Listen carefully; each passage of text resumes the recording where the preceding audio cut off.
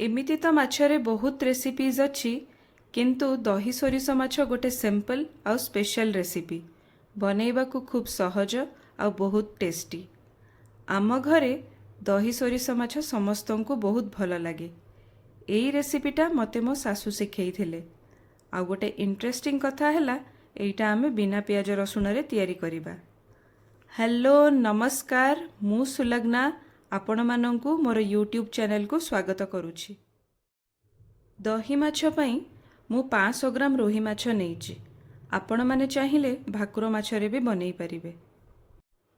माछ को धोई आमे भल भाबरे हळदी आ लुण रे एमिति मैरिनेट करिकि रखि दबा।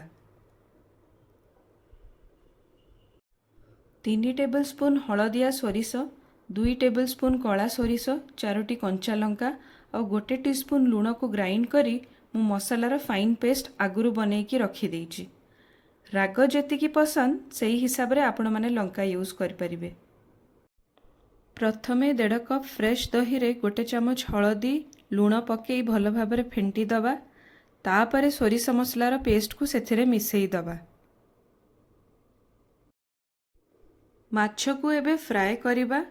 मु एठी 3 टेबल स्पून सोरिष तेल नेइछि। तेल भल भाबरे गरम ହେଲା ପରେ ସେଥିରେ ମାଛକୁ ପକେଇ ହାଲକା ଭାଜିବା, କାରଣ ଏହି ତରକାରୀରେ ମାଛ ବେଶୀ କଡ଼ା ଭଜା ହେଲେ ଭଲ ଲାଗେନି।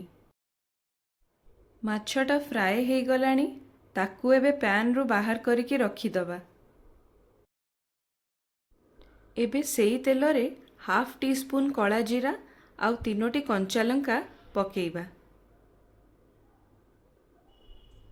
ତାପରେ दही सोरिष मसलार पेस्ट को पकेई दबा।